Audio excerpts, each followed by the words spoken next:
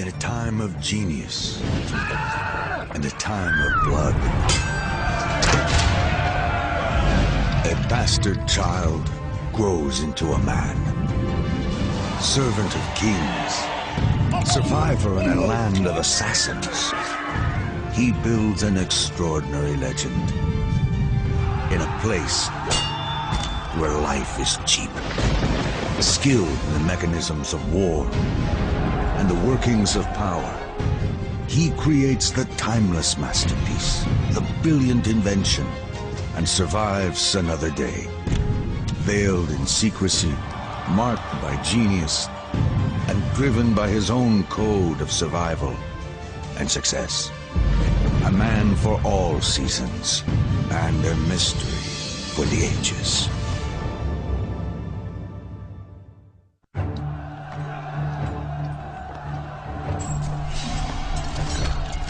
Constantinople, the capital of the Byzantine Empire. It stood as a symbol of Roman glory for more than 1,000 years. But after a brutal siege, it falls at last to the Muslim Turks. The Pope, Pius II, right after the fall of Constantinople, reminded everybody in letters he sent throughout Europe that this was a monumental event. The collapse of the mighty Byzantine Empire seems like the very end of civilization itself. But civilization is about to see a rebirth. With the old city, an old idea dies, and a new one escapes, finding refuge to the west, in the city-states of Italy. To the Byzantines, God is the center and meaning of everything. But a revolutionary idea, humanism, allows for the study of man and new explorations into science. It is a philosophy with the power to change the world. In studying God, we can study the theology and the philosophy of God. But in studying man, we can study biology, zoology, anthropology, technology, sciences of all different types. Humanism transferred man's focus to man.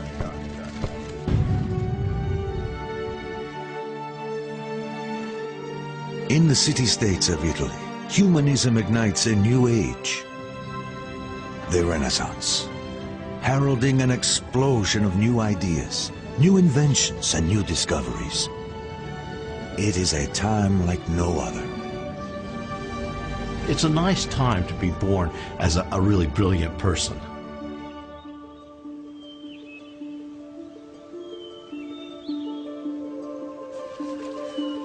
In a small rural town in Tuscany, a young boy discovers the world. Almost from the beginning, the mysteries of nature fascinating. He grew up in the countryside outside of Florence, and he seems to have been able to find all kinds of animals and plants and insects. But young Leonardo has no real place in the world, no future. He is the bastard child of a respected notary and a poor farmer's daughter. He lives in his father's house, while his mother is left to marry a man of her own class. His mother married, sometime after Leonardo was born, a local guy who's known through what seems to be a nickname, Attaccabriga. The fighter, the quarreler, the guy with the fists. They probably lived locally. It's not inconceivable that Leonardo would have had some access to her, but it's equally possible that Leonardo's family kept him away from these other people who were of a different social station. Young Leonardo enjoys a comfortable childhood with his father and stepmother. But because of his illegitimate status, his prospects look bleak. It's sort of like a second-class family membership. Legal offspring, obviously, are going to inherit the family estate, as well as follow the father into the family business. Leonardo is disqualified in some measure from that. Leonardo! Sì, madre. Torna a casa, immediatamente. Ma perché devi sempre fare di tutto un gioco? Destined for life as a tradesman, he cannot even take his father's name. He is known as Leonardo from Vinci. His family will spend no money on his formal education. You can sort of imagine what it must be like to have been considered illegitimate in an age when being illegitimate really meant something. There were, professions that were closed to you. You were constrained greatly by that, by something completely beyond your control. Faced with his illegitimacy, young Leonardo begins to develop a code to push beyond all expectations, past all obstacles. It will eventually propel him into the corridors of power and on to greatness.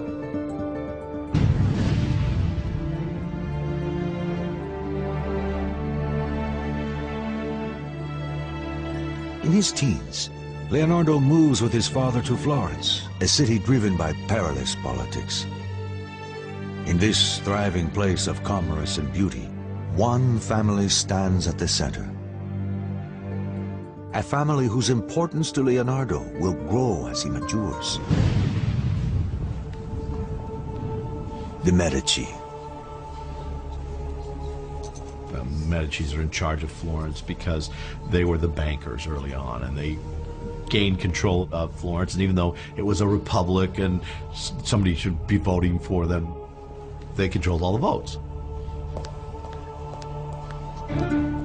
The Medici, rich and very powerful, are the most important patrons of the arts in Florence. Yet in spite of their power, the Medici bankers can never rest easy.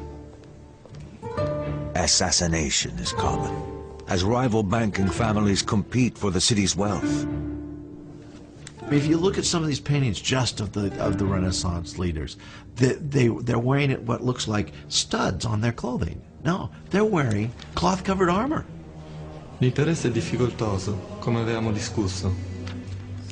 E allora onoratelo col vostro sigillo. They're scared to death that they're going to get knifed in the streets. The Medicis keep a poisoner on staff at all times. I mean, what's going on?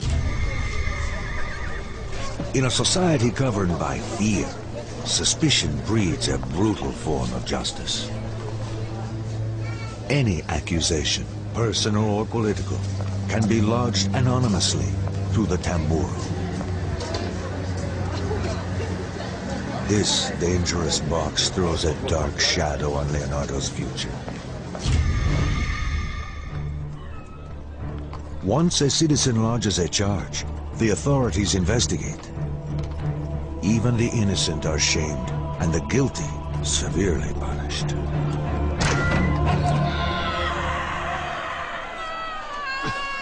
The sight of dead bodies executed in public is commonplace in a city like Florence, as it is throughout Italy. Leonardo lives in a time and place where life is cheap, particularly for the lower classes. He knows he must break free of his bastard status and earn a respectable position in society. And that means membership in the guilds. Florence is a city that is officially governed by the guilds. It's been that way since the end of the 13th century. The government of Florence is drawn from the most powerful guilds. The guilds are professional trade unions, but most are closed to a bastard like Leonardo. It seems quite clear that he didn't have any kind of formal schooling, which would have been the norm if he had been a legitimate child of his father rather than the illegitimate son that he was. For Leonardo, it is difficult to gain entry to even a lower non-professional guild. His one hope rests in his talent and the help of his father's well-placed friend. Tu devi essere Leonardo. Ti stavo aspettando. Tuo padre pensa che hai del talento. In 1468, when Leonardo is 16, his father sends him to Andrea de Verrocchio, a highly regarded Florentine artist.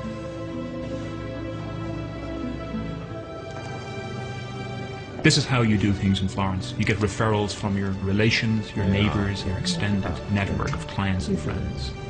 This kind of personal referral is how you, with a certain way, break the practice of training your own son in your own line of work. Verrocchio agrees to take Leonardo as an apprentice, to give him the experience he needs to one day gain admittance to a guild. Here, Leonardo first comes to understand the connection between art and power. The Medici, the ruling family of Florence, often commissioned paintings from Verrocchio. Verrocchio was certainly the person you would think of in Florence towards the end of the 15th century. You know, if you want a painting, you go to Verrocchio. As Leonardo becomes part of the workshop, he realizes he can push beyond his social limitations. His code emerges, stronger now. If circumstances hold you back, always find another way to achieve your goals. But beyond the doors of the studio, Florence is entering a dangerous time. Even as the Medici family patriarch, Piero de' Medici, lay dying, enemies plot to steal control of his family's fortune. Piero, ti senti un po' meglio? Solo la morte può recarmi conforto adesso.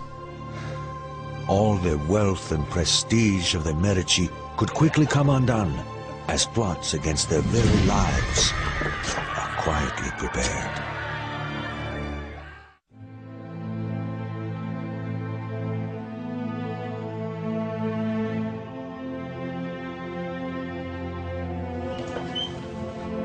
As young Leonardo da Vinci arrives in Florence to establish a career, Florence finds itself at the brink of violence. The ruling family of Florence gathers at the deathbed of the patriarch, Piero de' Medici. Great danger awaits his son Lorenzo, only 20, as the rival banking family, the Pazis, plot against him. Questa è la mia ultima volontà per te, Lorenzo. Devi guidare questa casata e guidare Firenze. Nessun altro può farlo. Devi stare attento, molto attento. The Pazzi and Medici problems were problems of business. We don't think the business might end up in murder. Maybe not the business outside of the underworld or the Sopranos or something along those lines, but this is what was happening. If you were a leader, your life was in danger. The Pazzi family hungers for the Medici's power and wealth. They will do anything to seize it for themselves.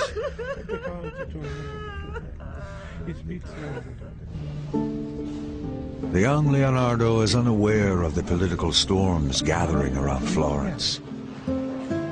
Though he will never meet them, the Medici will exert a profound influence on his young, ambitious life.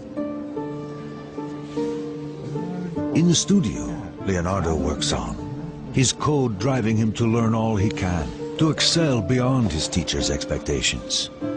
His notebooks reflect the demands he makes on himself. The painter must develop all his skills, because there is no self-respect in doing one thing well and another badly.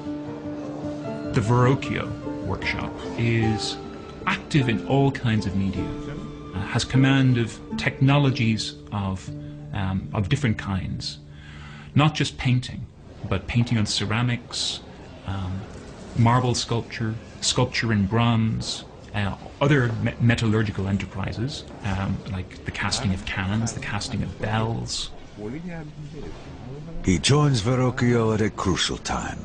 The maestro grapples with an incredible technological challenge. One of the things Leonardo would have seen in Verrocchio's workshop is the design and then the completion of a globe placed on top of one of the most important buildings in Florence. Saranno 2 tonnellate di rame dorato e deve essere bilanciato alla perfezione. Ma come, maestro? The construction of the 2-ton ball and the engineering required to hoist it to the top of the Duomo will rival the completion of Florence's grand cathedral dome itself. It will be made of copper, gilded with amalgam of mercury. You couldn't call the riggers and have them come do it for you. You had to do it all yourself from memory with the skills you had learned. So he picked up an enormous amount of not only artistic training, but practical engineering training and mechanical training, just being part of the studio. Leonardo studies the Cara Granda, or Great Hoist, which will lift heavy objects to the peak of the dome and the swiveling crane at the top.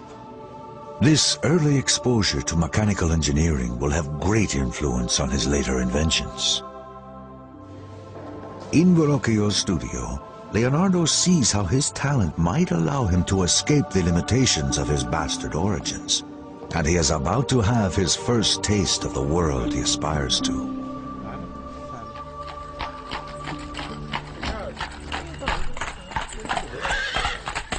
Verrocchio and his students are invited to bring their best work to the Medici Palace to prepare for a visit from the influential Duke of Milan. According to 16th century Italian biographer Giorgio Vasari, Leonardo has already distinguished himself. The greatest of all Verrocchio's pupils was Leonardo da Vinci, who, beside beauty and grace, had a power of intellect that whatever he turned his mind to, made himself master of. Leonardo, portalo a me! In the grand house, the young men will see how wealth and beauty come together in the homes of the very powerful. An inspiring lesson for all of them. But the arrival of the Duke of Milan provides an even greater inspiration for Leonardo.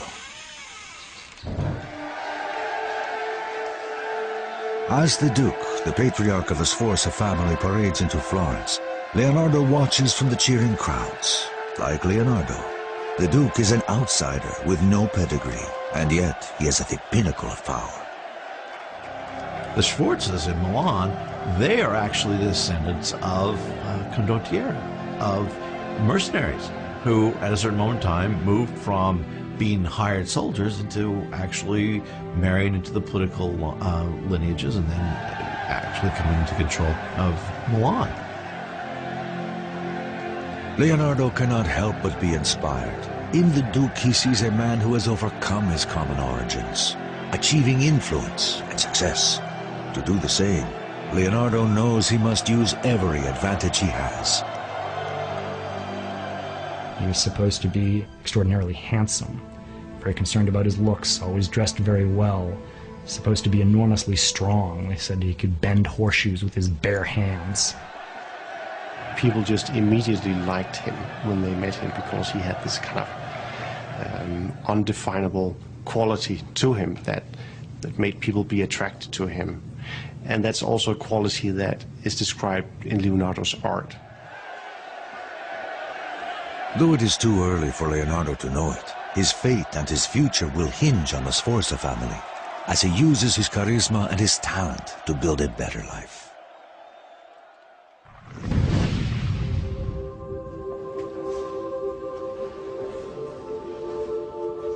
Leonardo is now 20. He completes his apprenticeship and has finally joined the guild as a painter, a huge step into the world of professional legitimacy. He can now seek high-level commissions on his own. But something holds him back. Da Vinci stays in Verrocchio's studio. Perhaps it is loyalty. Perhaps he is still unsure of his abilities. But he stays. The advantage there is he doesn't have to go out and set up by himself. There's every indication that Leonardo is temperamentally unsuited to opening his own shop. Usa un tocco leggerissimo qui, Leonardo. Leggerissimo. We can see a large number of commissions for paintings being, at least in part, turned over to the young Leonardo, so that he's a serviceable, adaptable, younger partner in the firm. And as he works, Leonardo's reputation grows, even reaching the attention of the Medici family. In the case of the Medicis and Leonardo, it appears, though, that they recognize very early on that this guy had great talent, and he was going to exceed his mentor and exceed his fellow students, and so they took a particular interest in him. Here in the workshop as Verrocchio's protege, Leonardo's first great work emerges. It is considered the oldest surviving Leonardo painting. The angel on the left, far in the corner of Verrocchio's The Baptism of Christ, is only a fragment, a tantalizing glimpse of the genius to come. It is only the mediocre pupil who does not surpass his master, Leonardo writes. And legend has it that Verrocchio, after seeing Leonardo's angel, never painted again. These are all qualities that you can look at that painting today and you can see that's the hand of somebody else, some exceptional painter who really is not present in the rest of this painting. Leonardo had an incredible ability to see motion and to capture motion in his paintings. For example, the ringlets of hair, which have a kind of bounce or spring. He was able to suggest that with paint in a way that no one else really could. Talented, connected, attractive, Leonardo knows what he wants and is on his way to securing it. But the jealousies and envy of others, anonymous voices and accusations will put at risk all that he has built and threaten to send him back to oblivion.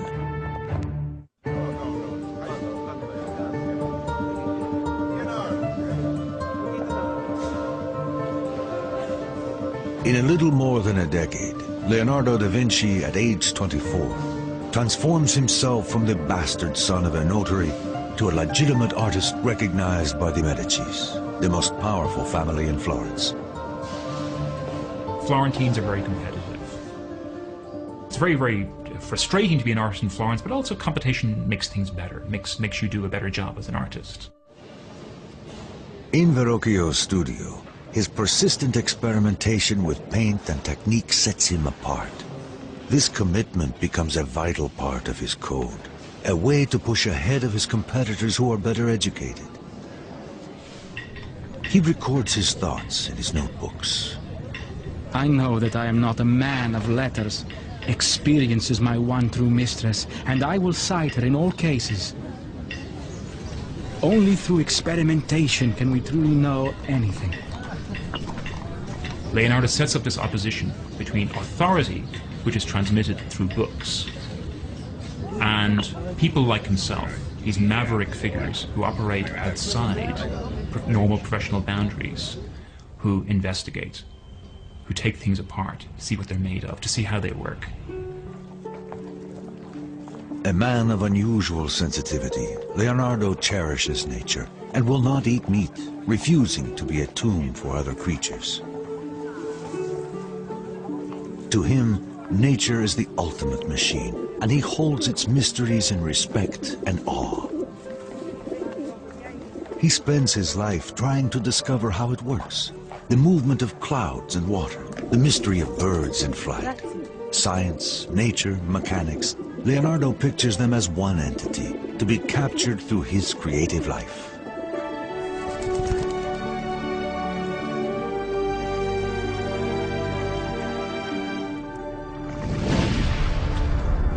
Nature is one thing, human nature is something else. The success that has lifted him above his bastard status has also earned him envy and resentment. Dark forces move against him.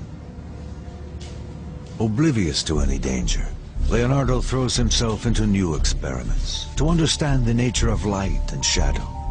He examines the fall of candlelight on fabric and how the human eye records it.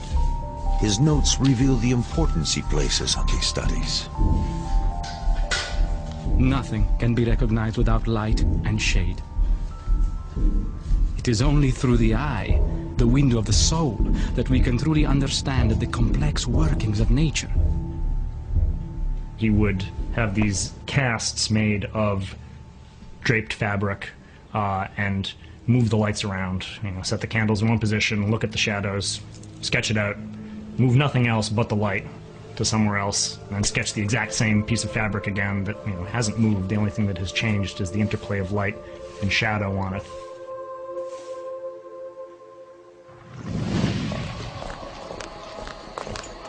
But in 1476, envy and betrayal catch up with him, born in the hands of the Night Watch, the dreaded secret police of Florence.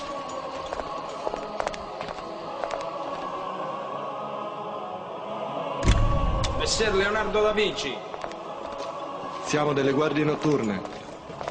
Siete accusato di crimini contro Dio. Dovete venire con noi. At 24 years old, Leonardo is anonymously accused of sodomy with a 17-year-old male prostitute. For repeat offenders, there could be prison terms and execution. The official penalty for sodomy was burning. It was to be burned to death. The humiliation is brutal. Nothing, he writes, is to be feared so much as a damaged reputation. The fact is, it does affect him. He was a proud individual. He's a proud young man. He knows he's going someplace. And a charge like this could really have set back his career. But at the trial, no evidence is brought against him. No witness is presented. The charges are dropped. The cruel act of an anonymous enemy. But dark days are just beginning in Florence. Political storm clouds gather as deadly forces move against the Medici. Florence is nearly surrounded by the territories of the Pope, which extend south to the city-state of Naples and north to Ferrara.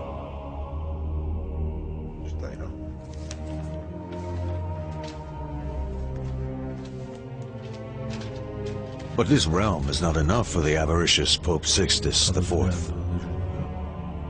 The Pope conspires to expand his power into northern Italy, into the lands held by the Medici. To break the Medici stronghold, Sixtus finds an eager ally in rival banker Francesco de Pazzi. Ed io, Francesco de Pazzi, presterò a voi I soldi necessari ad estendere le terre papali. The Pope transfers his accounts into the coffers of the Pazzi family bank. But the Pazzi want more than the papal account. They want the Medici out of the way. Forever. The Medicis needed money in their banking system. The Pazzis needed money in their banking system. And when the two of them were vying for what little amount of money there was in Italy that was not already spoken for, that's when problems occurred. And that's when we get to violence.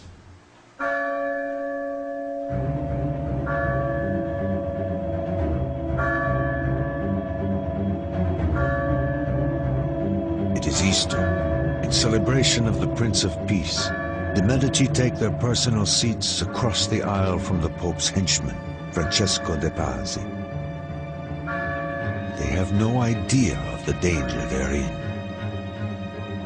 At a prearranged point in the Mass, it begins.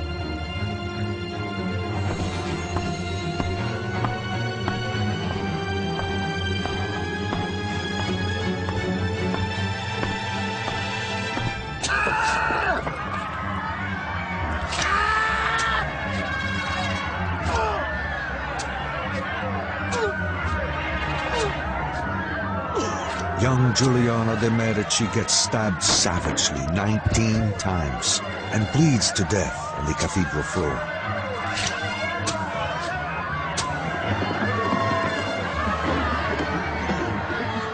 His wounded brother, Lorenzo, barely escapes. With the Pope behind them, the Pazzi family believe they will get away with their plot. They are dead wrong. The Medici supporters quickly rally, and the Pazzi uprising is put down with extraordinary violence. Lorenzo's counter-strike is swift and merciless. We get a sense of the Medici's power in the outcome of the murder. The immediate retribution There was no rights for the criminals. They were dispensed with, and they were dispensed with in a very public manner. That very day, Francesco de' Pazzi is hanged alongside a co-conspirator, the Archbishop of Pisa. They drag his body around, they chop it to pieces, humiliate it in all kinds of ways. This is familiar in ways that we find hard to imagine. But the Medici have not finished. One assassin is still at large. Weeks later, Bernardo Baroncelli, the murderer of Lorenzo's brother, is finally captured and hanged before an enthusiastic crowd. Leonardo da Vinci is there. Here's the young Leonardo drawing this hanging corpse and writing underneath who it is and exactly what he's wearing. That's one of the first things we have of Leonardo. Leonardo makes the famous drawing of Baroncelli hanging on the gibbet. The bodies of condemned criminals is commonplace in a city like Florence, as it is throughout Italy. Violence and murder taint the very air of Renaissance Italy, and it will continually color Leonardo's work. Two messengers race to Florence, carrying deadly news. The Pope has excommunicated Lorenzo de' Medici in retribution for executing the Archbishop of Pisa. He dispatches the army of Naples to force Lorenzo to surrender. This is a big army. This is something that is going to be difficult to defeat, and difficult to defeat without a huge amount of economic loss and loss of lives and societal upheaval.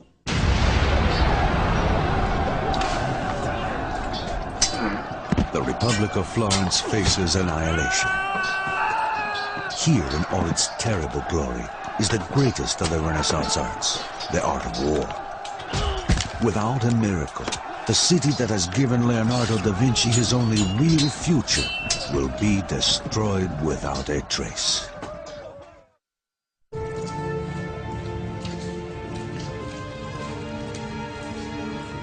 Messer Leonardo da Vinci. Arrested on trumped-up sodomy charges, Leonardo da Vinci endures a damaged reputation. And then Florence itself is thrown into danger as war erupts with Naples. To punish the Medici for the execution of one of his archbishops, Pope Sixtus sends King Ferdinand of Naples to invade Florence and attack the smaller Florentine army.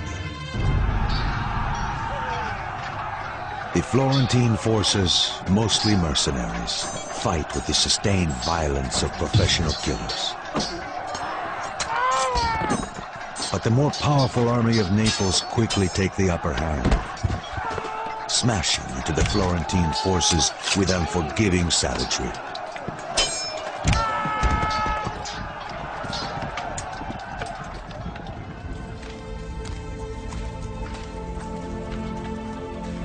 In the terrible aftermath, it is clear to Lorenzo that the city's plight is desperate. His troops are being cut to pieces. He must find a way to end this war and somehow save Florence.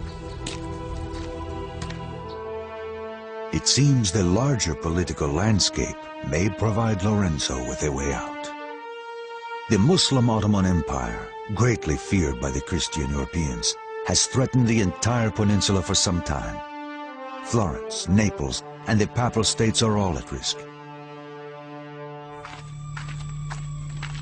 In a bold and dangerous move, Lorenzo travels to confront King Ferdinand of Naples, face to face, attempting to convince him that the Italian states should be unified against the Turks, rather than fighting each other. If he fails in his mission, Florence is finished. Se una bombarda colpisce a segno in linea diritta 10 braccia. The risk was significant. He could have died. He could have been taken hostage while he was gone. He could have been replaced by usurpers. Intrigued but unconvinced, the king has him arrested while he considers the proposal. Back in Florence, Da Vinci, like everyone else, is caught up in the tension and anxiety of impending war. He begins designing ladders and other devices for defending and scaling walls. These ladders are designed to carry 2 men. They are also useful for a tower, where you might fear that a rope ladder could be detached by the enemy. It's all engineering, engineering, engineering, because that's sort of the reality of Italy at the time that Leonardo's alive. You have all these different warring city-states, and warfare is a constant fact of life. Da Vinci labors on and waits, putting his active mind to work on defensive fortification and other weapons of war. 3 months pass with no word of Lorenzo de' Medici. In the streets of Florence, the citizens wait in fear. The weeks drag on without news of their leader or their larger fate. The people go about their business as hope dwindles.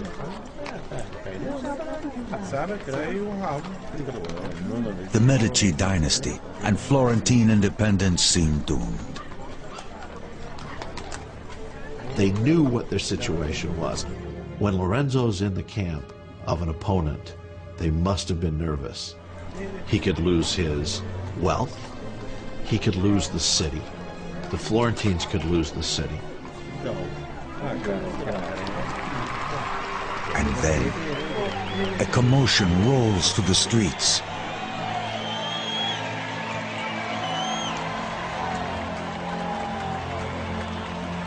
In triumph, Lorenzo returns, having convinced King Ferdinand of Naples to end the war.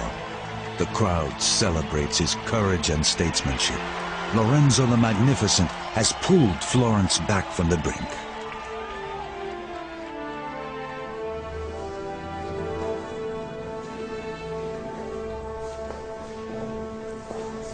As peace at last comes to Florence, Leonardo receives a commission to paint the Adoration of the Magi, an altarpiece for the monastery at San Donato a Scopito.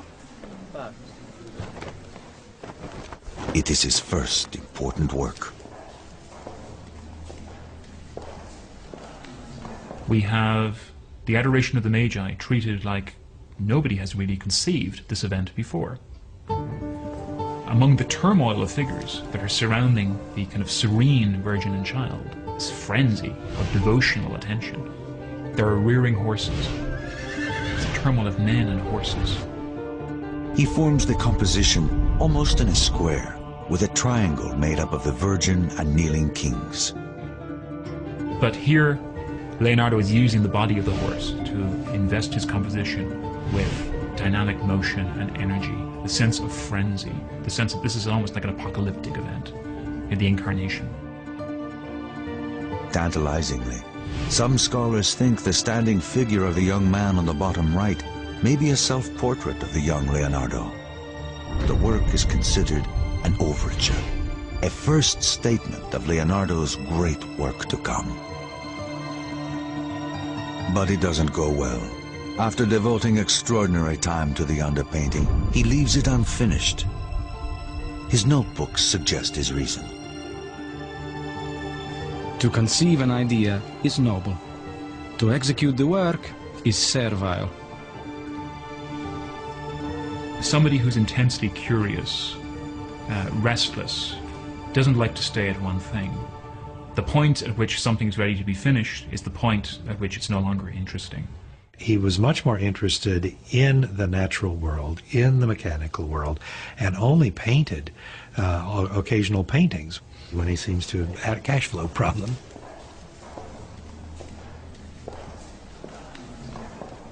It is a bad time for Da Vinci to abandon his painting.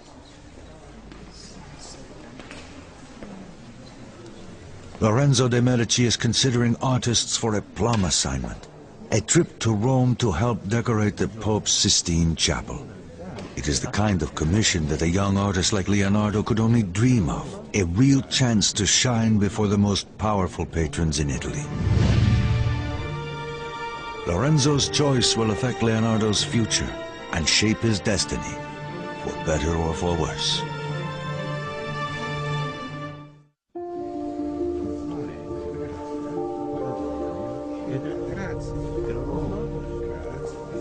Even as word of Leonardo da Vinci's talent spreads, he appears to lose interest in his career.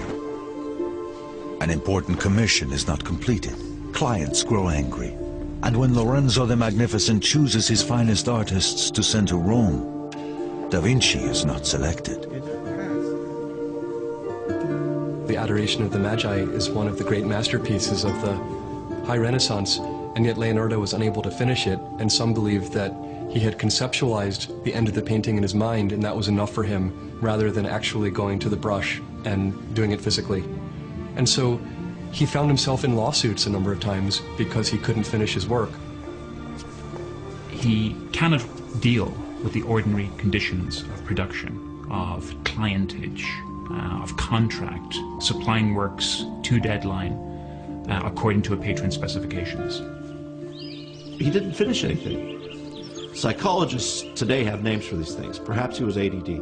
Perhaps he was obsessive compulsive. Maybe he was anxious. Maybe he was depressed. We don't know exactly what his ailment was, but there seemed to be something afflicting his mind. It seems that Da Vinci's greatest gifts, his restless imagination and endless stream of ideas, complicate his drive for success. Again, circumstances hold him back, and he must find another way to achieve his goals. You're not really sure he wanted to be an artist.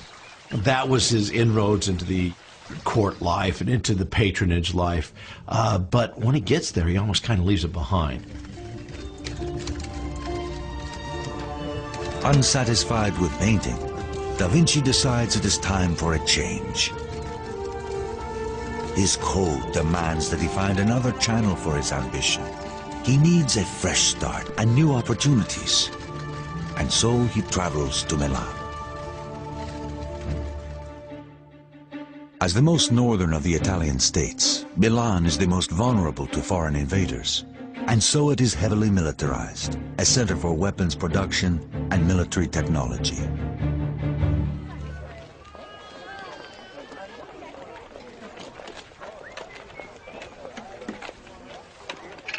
As he moves to the armorer's stalls in the streets of Milan, Da Vinci finds a vibrant city, always on the brink of battle, always ready to defend itself, not just from rival city-states, but from the superpower of France as well. In the tools of war, large and small, Da Vinci sees a future he could not realize in Florence. Italy is a theater of war, as local powers call in the bigger powers of Europe with disastrous results. In the royal palace of Milan, a letter arrives. Carefully worded and boastful in tone, it presents to the acting Duke Ludovico Sforza the credentials of Leonardo da Vinci, not as an artist, but as a genius of military engineering. I have plans for extremely light and strong bridges, adapted to be most easily carried. I have plans for making mortars, easy to transport, and able to fling small stones, almost resembling a storm, and creating smoke terrifying to the enemy. Where a bombardment of cannon might fail, I can make catapults and other machines of marvelous accuracy and not in common use. Da Vinci's designs are visionary. His covered assault car is an improvement of an earlier well-known idea, but it will take 400 years before the concept is realized as the modern tank in World War I. Da Vinci describes the machine in his notes. I will make covered chariots, which will be impervious to any body of men-at-arms who try to shatter it when attacking the enemy with artillery. The real innovation is its mobility, hand-cranked by men or horse-powered.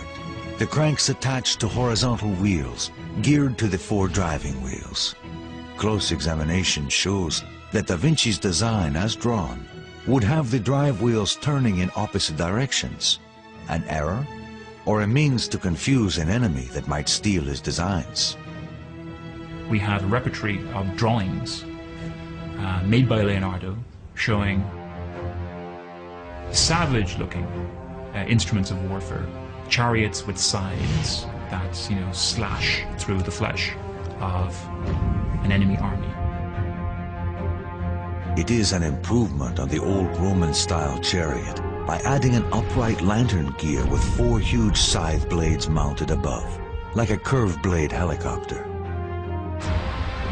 Da Vinci's design for a cannon shows hundreds of swarming bodies, dwarfed by the colossal bronze gun, and reveals one of Leonardo's obsessions.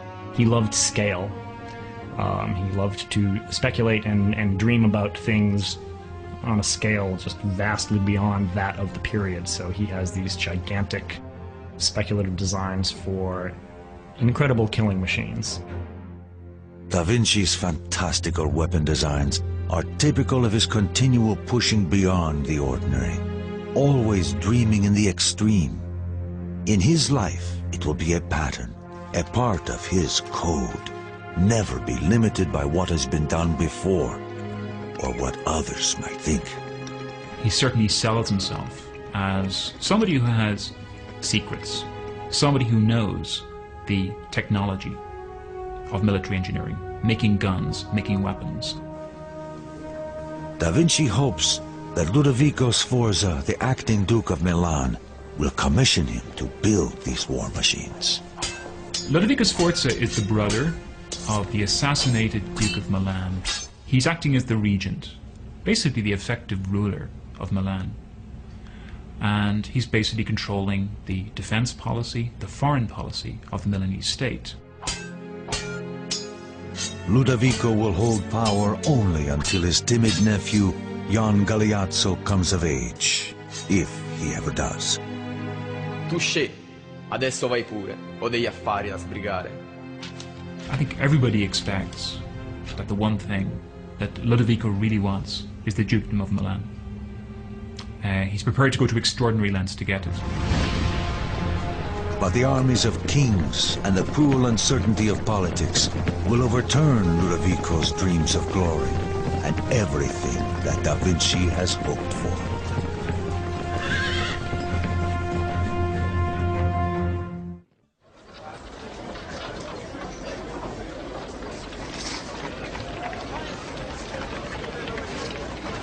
After leaving Florence, Leonardo da Vinci, now 30, arrives in Milan hoping to sell his skills in military engineering to the acting Duke Ludovico Sforza, a shrewd and militaristic noble.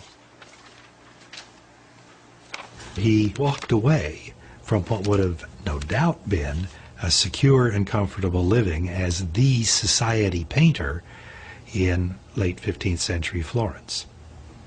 He went instead to the bustling but military, aggressive, politically turbulent city of Milan, up near the French border.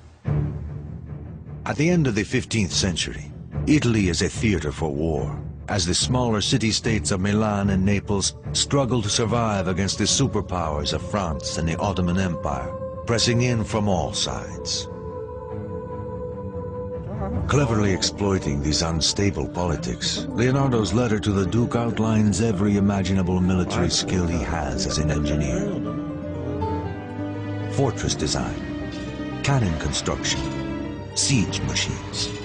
Only in the very last line does he mention that he is also a painter.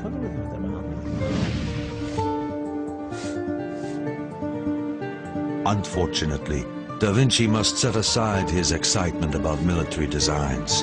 The Duke needs a portrait of his mistress. Despite Leonardo's disappointment, the painting becomes one of his most famous and important. The Lady with an Ermine. It is revolutionary. The first time a portrait shows the sitter's thoughts or feelings through posture and gestures. This relates to a series of interests being pursued by Leonardo about the motions of the mind. You know, as the mind moves, so the body expresses the motions of the mind. Or as Leonardo would say, that's where the movements of the soul make themselves most manifest.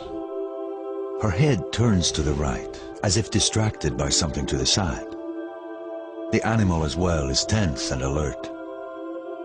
Again, Da Vinci's code pushes him to tackle new ideas. He's almost obsessive in his quest to want to know as much as possible about what he's interested in while he's interested in it. Sforza, the grandson of a mercenary, and Da Vinci, the bastard son of a notary, depend on each other to increase their social standing. Guardate da questa parte adesso, signorina Gallerani. È un piacere posare per voi. This is not what he came to Milan for, but he is experienced enough to know that power and opportunity are always close companions. And the enormous Sforza family ego soon presents that opportunity. The Duke commissions a colossal statue of his father, astride a powerful stallion, and so Leonardo begins to study the proportions of horses, using a small and docile model as his subject. The distance between one ear and the other should equal the length of one of the ears. The length of the ear should equal a fourth of the face. Sforza wants a statue larger than any other, the biggest horse monument ever seen. It's often held that these warlord princes used art as a means of making themselves look more permanent, more legitimate, more established than perhaps they were in practice. The Sforza have only been around from 1450, but their equestrian monument is going to outdo all others that exist. Leonardo considers the challenge of creating the 24-foot-high statue a career-making opportunity, a triumph of art and technology to last the ages. He will devote more than a dozen years of his life to the process. It was going to be a statue on a scale so much larger than anything that had come before it that it required all kinds of new technologies to figure out how to make this thing. Extending his vision and skill to the utmost, Leonardo will create countless smaller clay models and devote the next several years to figuring out how to cast the Colossus in 60 tons of bronze. Because he wanted to cast the horse in particular as one piece, this would have been cast upside down, he had to dig casting pits. Well, Milan is built in a river valley and there is a water table down there. The head of the horse pointing downward would have been just about at the level of the water table. And if you in fact start heating up the water table in an area, you will create some very serious problems, possibly even an explosion. So in other words, he was working very close to the limits of the possible. This is the very essence of Leonardo's code, to push beyond the expected, not only in his work, but in his life. And as the great horse slowly takes form, Leonardo turns his lively mind again to weapons of war. Like the horse, his designs are huge, monumental. He always engineers these things that are just enormous, much, much larger than anything that existed at the time. And the giant crossbow is sort of the poster child of this mentality. It's about the size, probably, of a tractor trailer in length. The construction is highly advanced, with the bow to be built of laminated sections for the greatest strength and flexibility. The bowstring, drawn back by a worm gear, can be fired silently. People look at Leonardo's drawings of things like the giant crossbow, and they seem to think that this is an original idea. It isn't. What Leonardo is doing is taking an idea that's fairly commonplace and seeing how far he can push it. He begins his famous notebooks, an obsession that lasts his entire lifetime and confounds us to this day. It's estimated he will fill over 15,000 pages before he dies. What did he write in his notebooks? Everything. Laundry lists. Don't forget to get the money that so-and-so owes you. I need this at the store. Moving lists. Sketches of people that he saw on the street who had interesting faces. Notes to himself of anything he wanted to remember. Leonardo often composes these notes from right to left, even forming the letters and words backwards, as if in a mirror. People would speculate, and still speculate, that he was trying to write in code. He didn't want people copying his ideas. Maybe he was saying things that he didn't want people to be able to read. But the most likely reason is simply that he learned to write as a left-handed child, and so composing left to right, even writing backwards, came naturally to him. By this time, Da Vinci has taken an assistant. His name is Giacomo, a young boy from the lower classes, destined to limited prospects. He helps Leonardo build the many mechanical contraptions and novelties for Ludovico Sforza's elaborate parties. Giacomo, perché devi sempre giocare con tutto? E dammi quel pianeta. Da Vinci comes to call him Salai, meaning little devil. The mischievous boy will stay with Leonardo for the rest of the artist's life.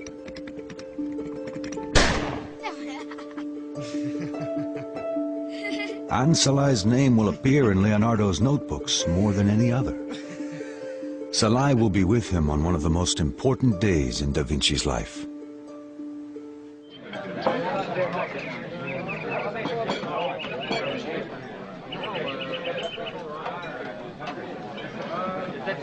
Ludovico stages an elaborate family celebration, which features Leonardo's colossal clay model of the Sforza horse, unveiling it for the first time before the nobility.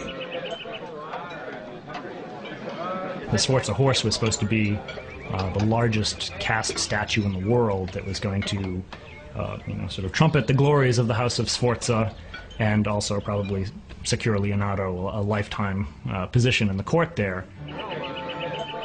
The party, like Da Vinci's horse, is a celebration of Ludovico's power. The attendees include Ludovico's beautiful wife, Beatrice d'Este, and his nephew, the real Duke, Jan Galeazzo, now 25. It's become quite apparent that young Galeazzo Sforza has been sidelined by Ludovico, his uncle, who really has designs on the duchy for himself. Jan Galeazzo will never assume power. Within the year, he is dead.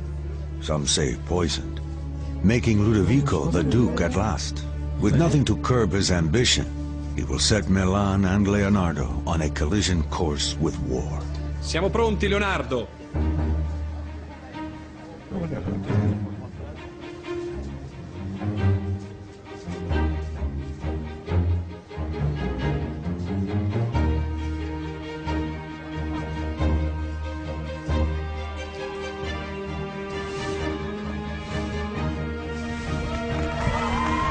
Via il telo! In the end, it is all about status, influence, the magnificent Da Vinci horse, and Ludovico's dangerous ambition.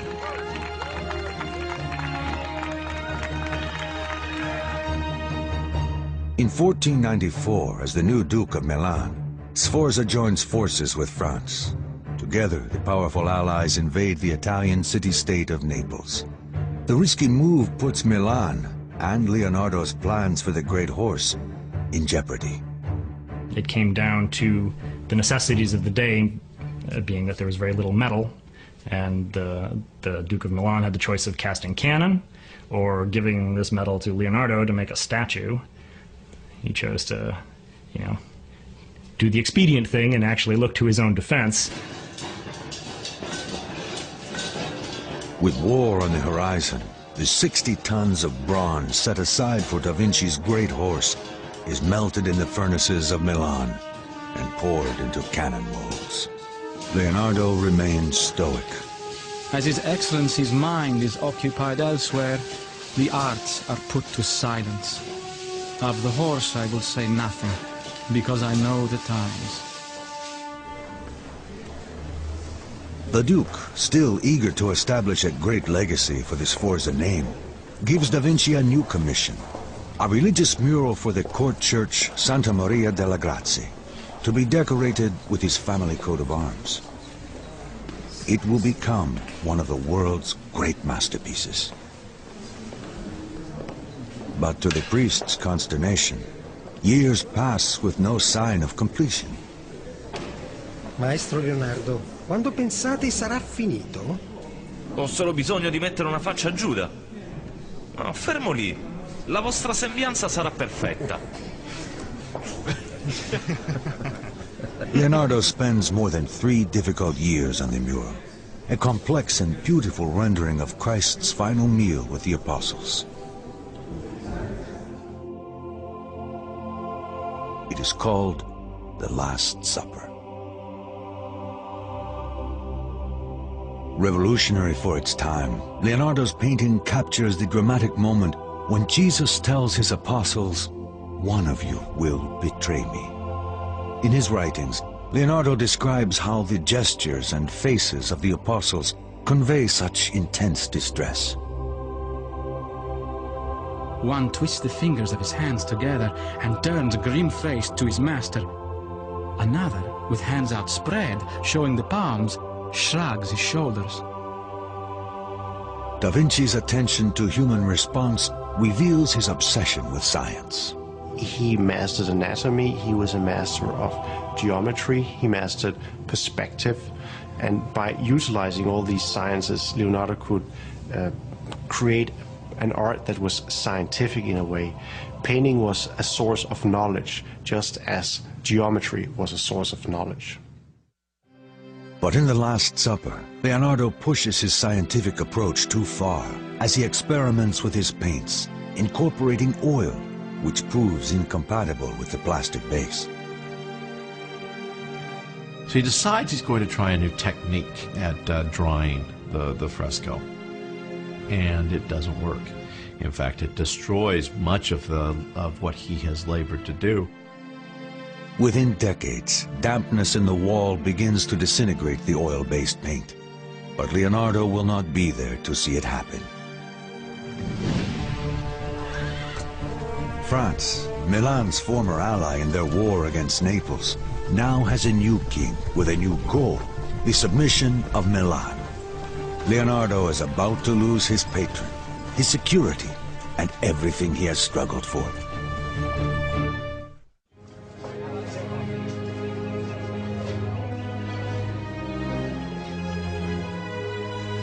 In Milan, Leonardo da Vinci has created some of his most important work. He spends 17 years in the court of the Duke Ludovico Sforza, realizing his own dreams of success. As Leonardo nears the age of 50, the political winds change. Sforza's former ally, France, abruptly invades Milan. Da Vinci at once loses his patron and his security. His notes reflect his reversal of fortune. The Duke has lost his state, his property, and his freedom. None of our great enterprises will come to pass. The occupying French army, bent on annihilating any sign of the Sforzas, used Da Vinci's epic sculpture for target practice.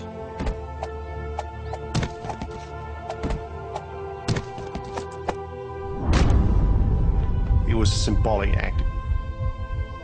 It shows how closely these equestrian monuments were identified with the power of a certain ruler. Then secondary, it was a great work of art. But first of all, it was a symbol. Da Vinci learns in this cruel act how fleeting his success might be, and how vulnerable he is to the fickle nature of politics. Saddened by the loss of the great horse, an aging Leonardo leaves Milan with his faithful apprentice Salai.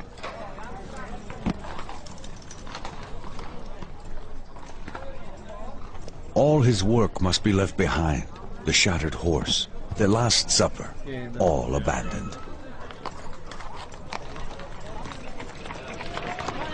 With the fall of the House of Sforza in Milan, Leonardo was out of a job, and there began a period of his life where he wandered about. His notebooks reflect his state of mind. Patience protects against misfortune as warm clothes protect against the cold. The warmer you dress, the more powerless the storm. In the same way, increasing your patience in the face of great wrongs renders them powerless against your peace of mind. His travels take him to Venice, now threatened by the growing power of the Ottoman Turks. Perhaps here he will find a market for his innovative weapons and fortifications. One of the interesting things I think about Leonardo is considering how much of his career he spent not working as an artist. He's always thought about first and foremost as a painter, but if you look at the number of years he was employed by various patrons, a big chunk of it was spent largely as a military engineer and as an entertainer. He approaches the Duke of Venice with a variety of ideas, even a diving suit and snorkel system for underwater warfare. In his writings, DaVinci describes his complex design. A breastplate of armor with hood, doublet and hose, and the wineskin to hold the breath, with half a hoop of iron to keep it clear of the chest. When you deflate the wineskin, you will go to the bottom, pulled down by sacks of sand. When you inflate it, you will rise to the surface. He seems sometimes almost not to really belong to his age, in a day when they didn't even have mundane things like regular ways of keeping time. Leonardo's thinking about walking on the bottom of the ocean and flying in the air with the birds, and developing self-propelled vehicles. He just has such a completely singular vision of pretty much everything around him. Da Vinci's ideas are centuries ahead of his time. His code has led him to dream the impossible. But Venice has no interest in his inventions. He is considered a foreigner, and his visionary ideas create only suspicion. Rejected, he must pursue his dreams elsewhere. He travels back to Florence, the land of his boyhood.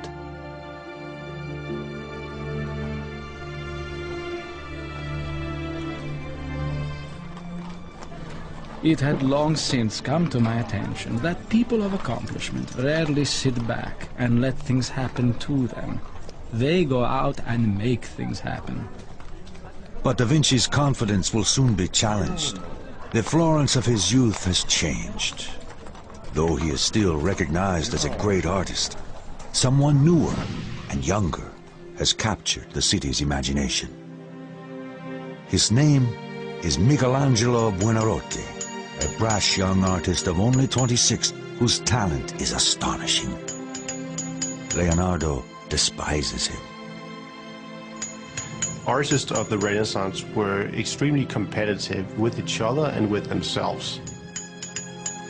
Tough, disheveled, and arrogant, Michelangelo defies Leonardo's expectations of the courtly artist. In his notes, Da Vinci voices his disgust. The sculptor's face is covered with paste and all powdered with marble dust, so that he resembles a baker. His house is dirty and filled with chips and dust of stone. With the painter, it is just the opposite. Well-dressed, sitting easily in front of his work and moving a very light brush. His home is filled with music, unspoiled by the pounding of hammers.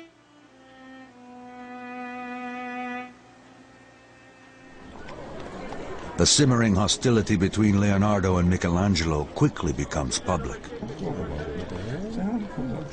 One day, as Michelangelo approaches on a busy street, Leonardo defers a question about the writer Dante to the passing sculptor. Chiedi a Michelangelo. Lui ha letto Dante. Spiegatelo da solo. E già che ci sei, spiega come hai imbrogliato la gente di Milano con il tuo impossibile cavallo.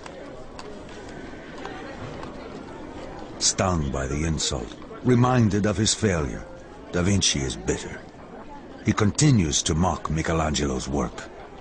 I think I'm quoting him accurately when he criticized painters like Michelangelo for whose anatomy, he said, made people look as if they were bags full of walnuts. Almost 25 years older than Michelangelo, Leonardo is dispirited, packing up his paints each night with less passion than the night before. His writings reflect his growing despair and increasing age.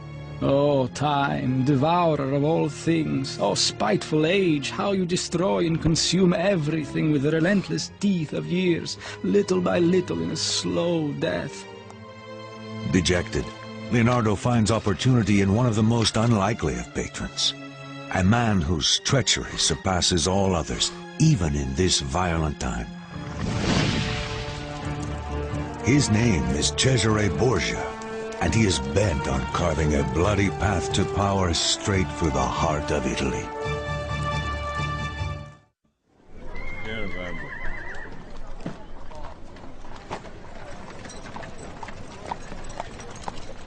Having lost the work of 17 years, a disheartened Leonardo da Vinci eventually returns to Florence, only to find himself challenged by a much younger rival, the great artist Michelangelo.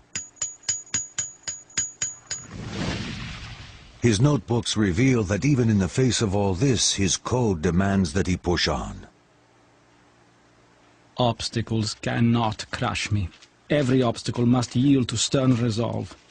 He whose gaze is fixed on a distant star will not falter. In 1502, Da Vinci finds an unlikely opportunity in Pope Alexander and his bastard son, one of the most dreaded tyrants of the age, Cesare Borgia. Cesare is accused at least of murdering one or two of his sister's husbands and lovers, and maybe his own brother. Cesare himself is portrayed by some as being the devil incarnate, by others as being this great leader. Borgia personifies the corruption and hunger for power that has come to define the papacy. He is ruthless in his attempt to consolidate his father's empire, hoping to one day claim it as his own. One by one, the cities of Romagna and northern Italy fall to Borgia's papal army. Hungrily, he sets his mark on an ever-widening area. But in order to succeed, he needs an edge, someone with new ideas. He turns to Leonardo da Vinci. Ecco le vostre carte. È un onore servirla. He was given the title of Chief General Engineer by Borgia, and so Leonardo probably had a chance to observe the real horrors of war firsthand.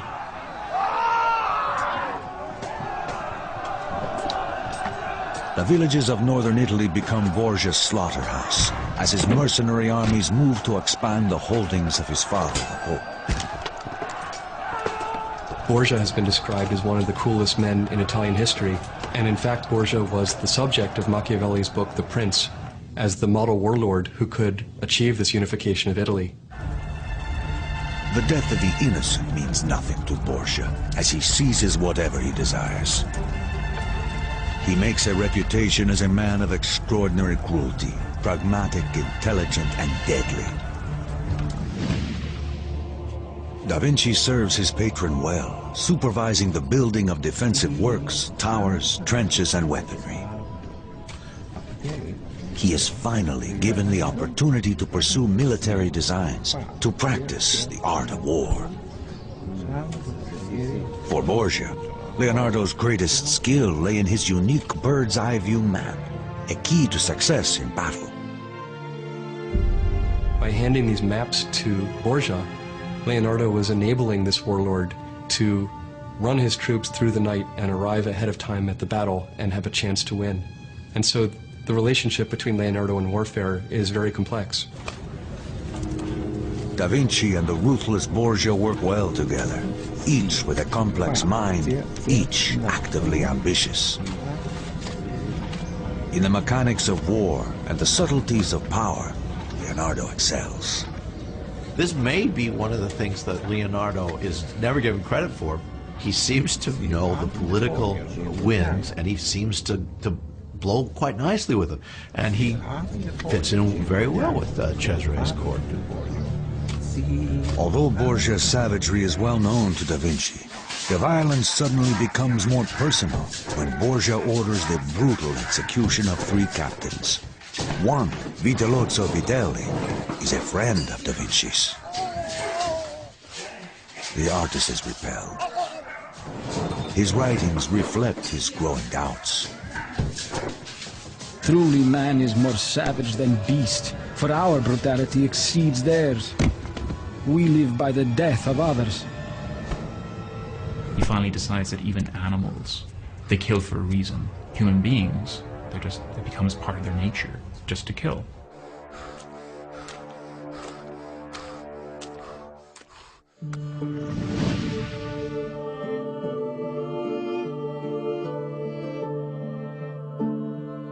Da Vinci leaves the service of Borgia and returns to Florence and the art of painting, perhaps to explore the gentler side of human nature. There he begins the one work for which he will always be remembered. No, non ridete.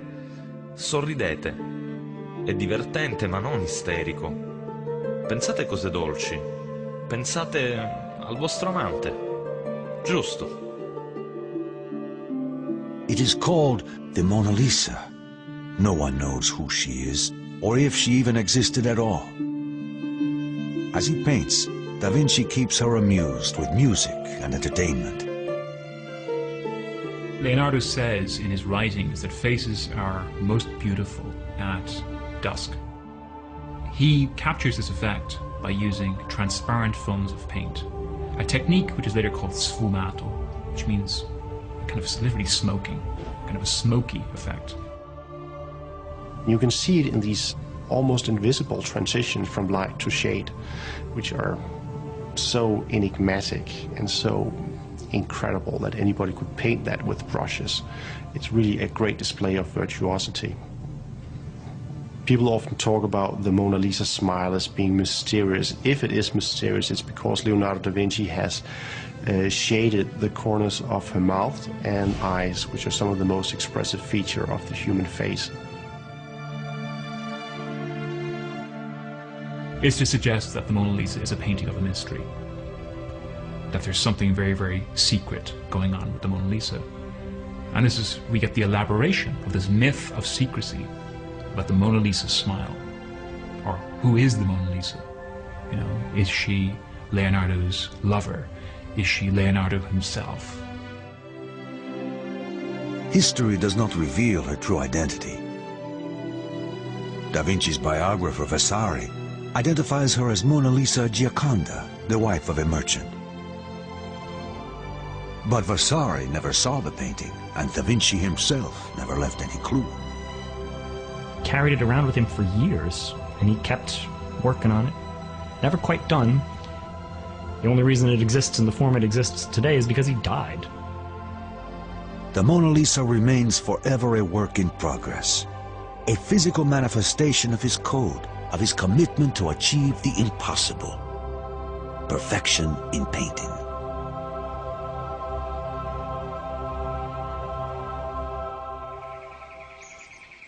Never satisfied, Leonardo's restless mind continues to ponder the world around him. One of his greatest obsessions is the mystery of flight.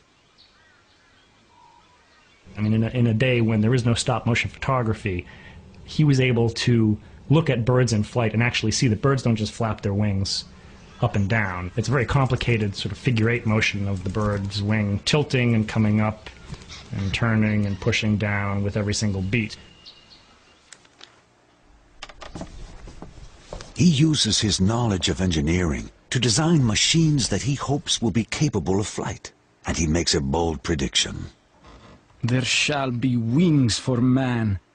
If it is not accomplished by me, then it will be someday by some other. He adapts a child's spinning toy into a design for a hovering apparatus, using a helical screw rather than a rotor as modern helicopters do. He creates bat-winged flying machines whose wings would flap like a bird with an elaborate framework, one that even includes a rudder-like flight control. There is a legend that he tried to actually fly a machine and that the machine crashed and someone broke a leg in this attempt. Leonardo's machines are amazing. They're fantastic in the way that fantastic is fantasy. Maybe they didn't work, but they mean so much as far as the mind is concerned, as far as his actual ability to think beyond the box. But he seems to have realized that the amount of power necessary to make one of his 6-foot-long wings flap was more than a person could provide. So then he starts getting into more complicated designs that actually involve motors of some sort that will actually store up enough energy so that you can get them to flap for a while before the motor stops. Only late in life does he consider the idea of a single fixed wing, the idea that will eventually lead to successful flight hundreds of years later.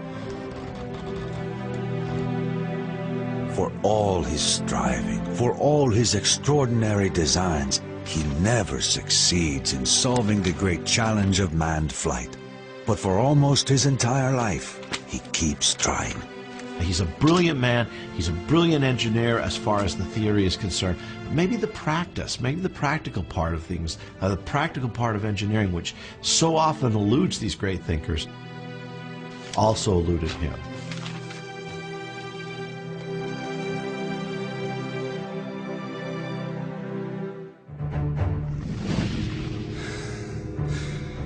Despite Leonardo's frustrations with engineering, it is with a far more complex machine that he achieves his most remarkable success.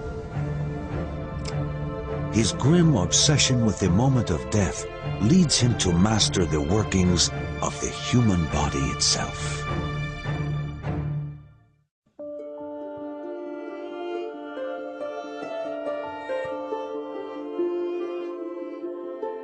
Leonardo da Vinci, now 53, has been working on the most recognized and celebrated masterpiece of all time, the Mona Lisa. He will keep working on it and keep it with him until the day he dies. His obsession with both artistic perfection and technical precision leads da Vinci in a surprising direction.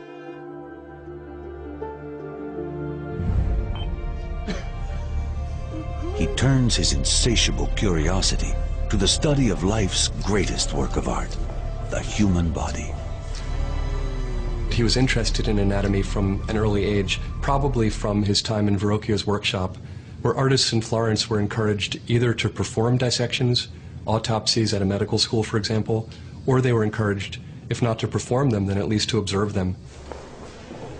Always fascinated with the human body, he studies the mysteries of death at the hospitals of Santa Maria Novella. Dicono che abbiate vissuto 100 anni. È vero? 100 anni? Non è così difficile. Non sento dolori. Solo stanco. Tanto stanco. E terribilmente debole. He's interested in the way that the pieces of the human body, which is, after all, a very intricate mechanism, the way the pieces of this mechanism fit together.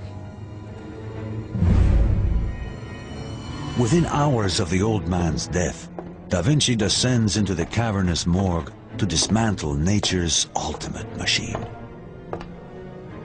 We might be surprised that Leonardo's dissection of human corpses wasn't frowned on by the church of his time. That seems, though, to be more of a modern concept and modern prescription. Here he will make an astonishing discovery, centuries ahead of its time. I conducted an autopsy in order to determine the cause of such a peaceful death, and found that it was caused by the failure of blood flowing into the artery that feeds the heart and other lower members, which I found withered and shrunk. In 1507, Leonardo makes history's first description of arteriosclerosis by comparing the circulatory system of the elderly man with that of a child's.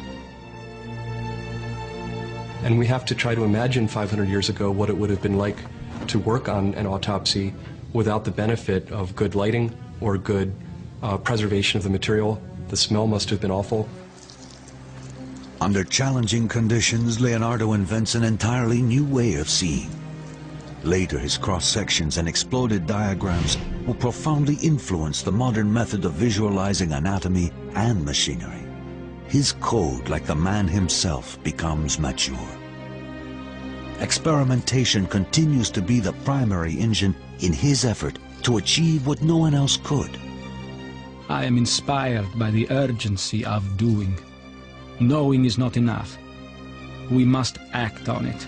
Being willing is not enough. We must do.